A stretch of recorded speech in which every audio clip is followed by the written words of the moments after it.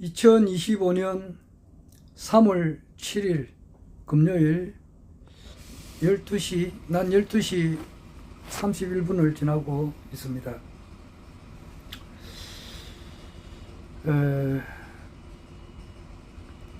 허경영 우리 국가혁명당 명예대표님께서 세계 황제로 등극하시는 그날까지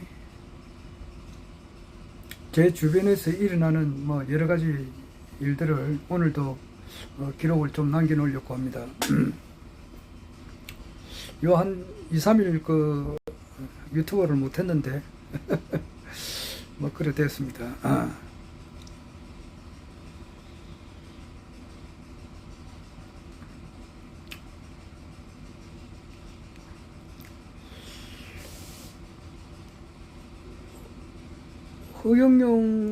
허경영 우리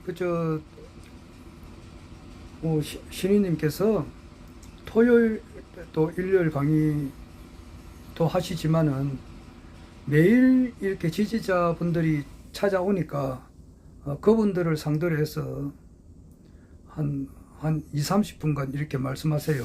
요즘에는 이제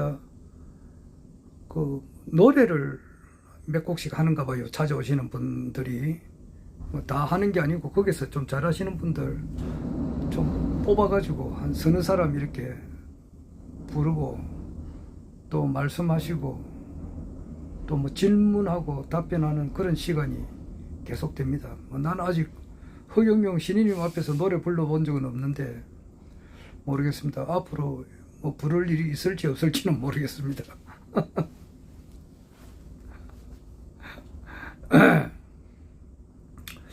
그리고 이제 질문하고 답변하는 그 시간에 또 말씀하시는 강의 내용, 그리고 토요일, 일요일 강의에서 저는 정말로 딱 묻고 싶은 게 하나 있습니다.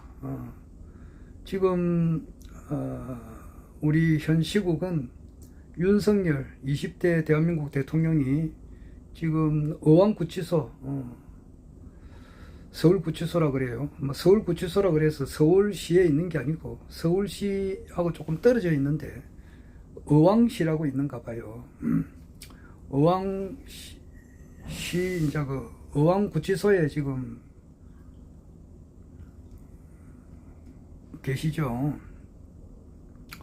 계시는데 헌법재판소에서 판결이 오늘 빠른 사람들은 오늘도 안 나지 않겠나 이렇게 한 열흘 전에 그렇게 며칠 전에 생각하신 분들이 있었어요. 그런데 오늘은 아니고 아마 다음 주, 그러니까 3월 10일에서 3월 14일 그 사이에 날 확률이 커요. 그래서 빠르면은 이제 3월 11일 화요일 또는 3월 14일 금요일 혹은 또 3월 13일 날 목요일 날 수도 있고, 넣는다 하더라도 3월 17일 월요일 날 그렇게 날 확률이 지금 큽니다. 그래서 오늘이 3월 7일이니까 길게 잡아도 한 10일 있으면은 윤석열 대통령의 탄핵 인용이냐 기각이냐 이 결정이 날 것 같은데, 극우락을 하죠. 윤석열 대통령이 탄핵이 안 되고 그냥 그대로 다시 이제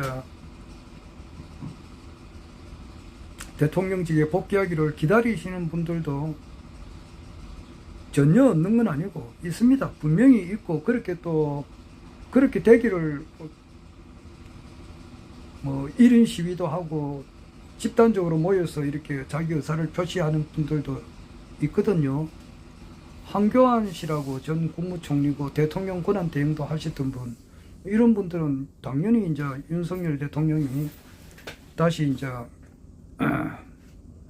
대통령직에 복귀하기를 원하죠. 그리고 그렇지 않고 윤석열 대통령이 기각되기를, 대통령으로서는 도저히 이제 대통령 취임을 할 때 나는 헌법을 준수하고 국가를 보위하며 이렇게 조국의 평화적 통일과 민족 문화의 창달에 노력하여 대통령으로서의 직책을 성실히 수행할 것을 국민 앞에 엄숙히 선서합니다. 이렇게 하는데 헌법을 준수한다. 이제 이렇게 돼 있는데 첫 번째로. 그런데 늘 주장하는 게 뭐냐라면은 작년 2024년 12월 3일 날 밤에 계엄을 뭐 이렇게 한 것은 계몽하기 위해서 이제 계엄령을 내렸다. 이제 이건데 계몽하기 위해서 계엄령을 내리라는 그런 헌법 조항이 없어요. 그래서 그거 하나만 보더라도 헌법을 위반했다. 이렇게 주장하시는 분이 있습니다. 내 생각도 좀 비슷하고 그래요. 그리고 그날에 이제 2024년 12월 3일 날 밤에 아무런 불상사가 없지 않았느냐 이제 그렇게 하는데 그것이 하나님이 보호하사 지금 현재 이재명 민주당 대표님께서 여러 채널에 나와서 말씀을 많이 하고 있어요. 맨 첫 번째로 나갔던 데가 이제 김어준 씨라고 겸손은 힘들다. 이제 여기에 나오셔가지고 1시간 정도 인터뷰했어요. 김어준의 뉴스, 겸손은 힘들다. 이거는 유튜브 방송으로서 채널 구독자 수가 굉장히 많습니다. 우리나라에서 뭐 매불쇼보다 더 많을지 모르겠어요. 상당히 많습니다. 그리고 또 이재명 대표가 매불쇼에 나왔어요. 매불쇼에. 며칠 안 됐어요. 매불쇼에 나와가지고 또 1시간 정도 이렇게 자기 의견을 피력했습니다. 하고 또 3프로 유튜브라고 있어요. 경제 채널인데 거기에 나오셔가지고 또 말씀을 하셨어요. 그래서 유튜브 아주 구독자 수가 많은 그런 유튜브에 나오셔가지고 이재명 대표가 말씀을 많이 하고 있는데 요즘 뭐 정규방송은 보는 사람도 있지만은 유튜브 채널이 더 아주 디테일하게 세밀하고 또 좀 진실된 면을 우리가 많이 볼 수가 있습니다. 그래서 테레비 그냥 일반 테레비 봐가지고서는 진실을 잘 알기가 힘들어요.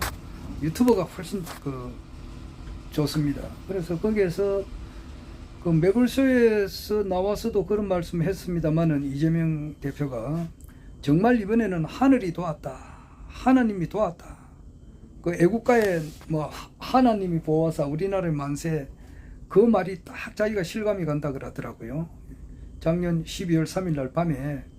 그리고 그것을 군이 707인가? 707이죠. 그거는 707 부대는 정말 뭐 일당 100, 1000 정도 되는 그런 강력한 훈련만 하는 사람들이란 말이에요. 특전사에 속하는 군인들 중에서 거기서 아주 잘하는 사람 100명이나 1000명 가운데 100명이나 한 몇백 명 가운데 한 사람을 선발해가지고 모여있는 그 집단이 707 부대예요. 그 부대가 출동을 했고 그랬는데도 그것이 실패로 돌아간 것은 시민들의 힘이 컸다 이 말이에요. 시민들의 힘이 컸고 민주당 측에서는 그 정보를 그날 즉시 바로 알은 건 아니지만은 그 전부터 계속해서 요 계엄을 내릴 것이다라는 것을 미리 알고 예행 연습을 그런 많이 시켰다 그래요. 그래서 그게 훈련이 잘 돼 있었다 이 말입니다. 만약에 거기 계엄이 떨어지게 되면은 즉시 국회로 와가지고 이것을 빨리 막아야 된다. 이제 이런 거 훈련이 잘 돼 있었고 그리고 시민들이 그렇게 가서 막았고 여하튼 예를 들어서 이제 버스가 어떤 산길을 가다가 잘못 낭떠러지에 가다가 꼬불꼬불한 그 산길을 가다가 자칫 잘못했으면은 그냥 천길만길 낭떠러지 속으로 떨어질 수가 있는 그 상황에서 어떻게 극적으로 그것을 막아가지고 안전하게 이제 운행한 거예요. 아찔했으면 그냥 천길만길 낭떠러지로 떨어지는 거단 말이에요. 그것을 막은 거라고. 그랬는데 아무 일도 일어나지 않았다. 뭐 그 계몽이다. 이제 그런 말을 하는 거 보면은 내하고는 전혀 안 맞, 그 좀 안 맞는 말이에요. 그래서 내가 볼 때는 뭐 거두절미하고 윤석열 대통령의 이제 탄핵은 피할 수가 없는 거다. 인용이 되는 것은 피할 수 없는 거다. 그래 봐요. 그리고 국민 전체의 여론이라고 하는 것도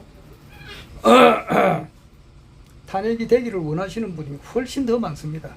한 7대3 정도로 많아요.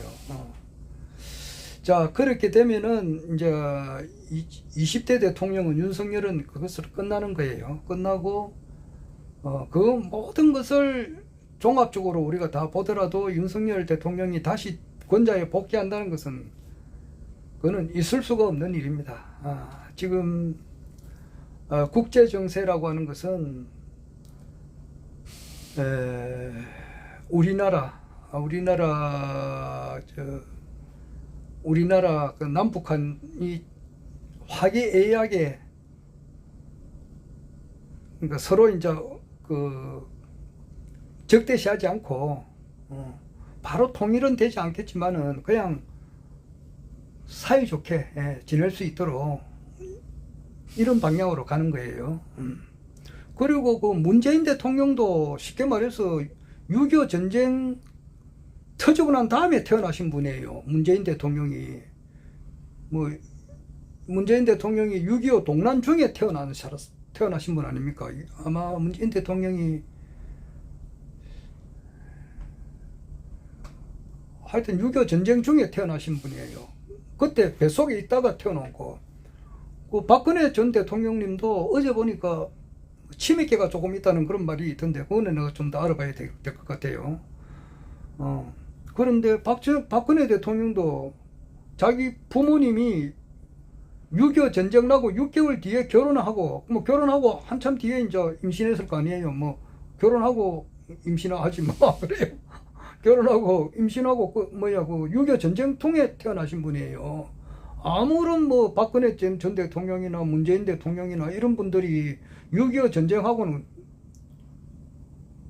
전쟁을 하자거나 이렇게 한 사람이 아니라고. 그때는 뱃속에 있었다고. 그러면은 과거에 우리 조상님들이 이제 뭔가가 일을 했기 때문에 6.25가 터진 거 아니에요.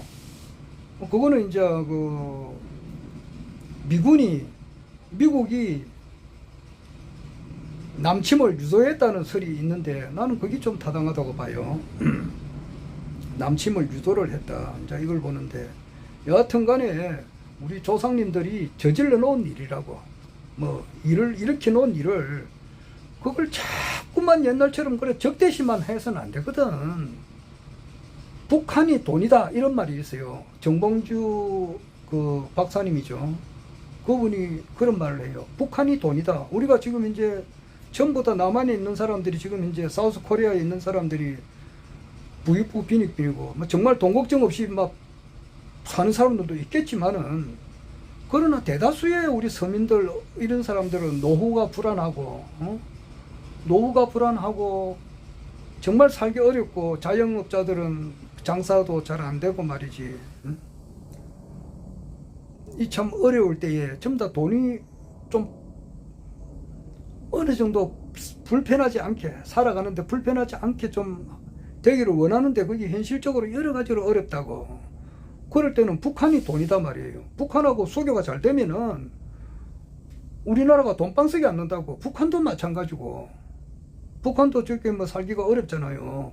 그런데 관계가 좋으면 훌륭한 정치인이 나와버리면은 북한도 살기 좋고 우리도 살기 좋고 미국도 좋고 다 좋은 거예요. 러시아도 좋고. 지금 이와 같은 분위기에서는 남북이 서로 이제 교류가 돼야 돼요. 언제까지나 때려잡자 김일성 첩수자 공산당 뭐 이렇게 해서는 안 되거든. 정강훈이 해봐야 내하고 나이가 동갑일 거예요. 정강훈 목사. 이 사람은 뭐 지금 빨갱이 뭐 이런 말 하잖아요. 뭐 공산당 빨갱이 뭐 이래가지고 뭐 저가 통일된 데 샀고 뭐 그런 식으로 막 하는데 내하고는 안 맞지.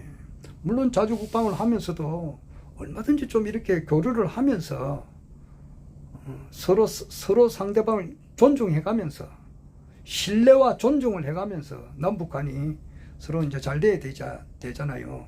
그런 쪽으로 가고 있다고. 지금 국제적인 그 상황이 러시아는 우리를 강력히 필요하고 우리는 또 러시아를 필요로 하고 그와 같은 입장인데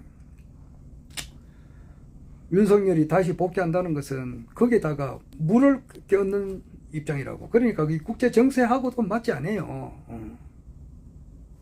그러니까 탄핵되는 것은 명백한데 그럼 그 이후에 이제 새로운 대통령을 뽑아야 되는데 내가 질문하는 것이 그렇다고. 허경영 신인님 지금 현재 피선거권이 없잖아. 그래 이것이 잘못된 거거든. 이거 정말 자기가 뭐 죄를 지어가지고 피선거권이 박탈당했으면요 뭐 아무런 그게 없죠. 그런데 그게 아니단 말이에요. 아닌데 그 판사 왜 공직선거법 위반, 허경영 신인님께서 공직선거법 위반으로 피선거권이 박탈됐는데 이병철 회장님의 과의 그 인연관계, 그리고 박정희 대통령과의 인연관계, 그 지휘봉 직접 받은 거 아니에요. 박정희 대통령이 쓰던 그 지휘봉을 직접 받았다고 이야기를 했다고. 그걸 허위사실 공포라 그렇게 하면은 거기에 기소한 내 놈이라 한다고. 기소한 놈은 어떤 놈이야? 대가리에 뭐가 들은 거야? 그 판사는 어떤 놈이 그런 식으로 판결을 하느냐고. 사람이 성실하게 판결을 해야 될 거 아니에요. 성실하게. 내 같이 진짜 일반 노가다 하는 사람이잖아. 내 같은 경우에. 노가다 같으면 내가 이제, 내 같은 노가다도 이렇게 성심성의껏 하거든. 그럼 판사가 판결을 할 때는 최소한 허경영 신인님의 그 유튜브 강의를 10편, 20편, 30편 정도는 봐야 돼. 최소한 그래 보고 무궁화꽃은 지지 않았다 이런 책도 좀 보고 관련되는 사람 거기에 또 직접 박정희 대통령의 보좌관이었다고 정언한 사람들이 있잖아. 그런 사람들 직접 들어보고 말이지. 또 이병철 회장님의 양아들이었다고 하는 거 정언하신 분이 있잖아. 저 정경련 회장님. 이병철 회장님의 그 첫째 아들의 며느리 이맹희의 며느리지. 이맹희의 부인인가. 그분도 강의 다시 들어보고 전후좌우로 딱 살펴보면은 이것이 틀림없잖아. 그런데 그 판결을 발효해야지. 검사는 또 많은 놈들이야. 그게 전부 다 잘못된 놈들이 잘못된 판결을 해가지고 지금 이래 돼 있는 거 아니냐고.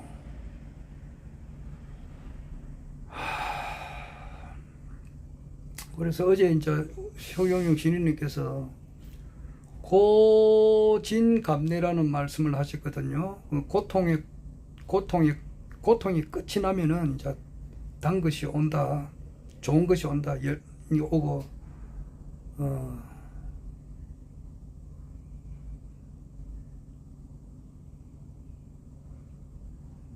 고통이 가고, 이제 뭐, 좋은 것이 온다. 뭐, 이런 말도 하셨어요. 이고덕락인가 그랬지. 이고덕락. 고통이 가고 좋은 것이 온다. 이제 이런 말씀도 하셨는데, 뭐 좀 말 좀 하려니까 끝났습니다. 또 다음에 또 하도록 하겠습니다. 아쉽네요.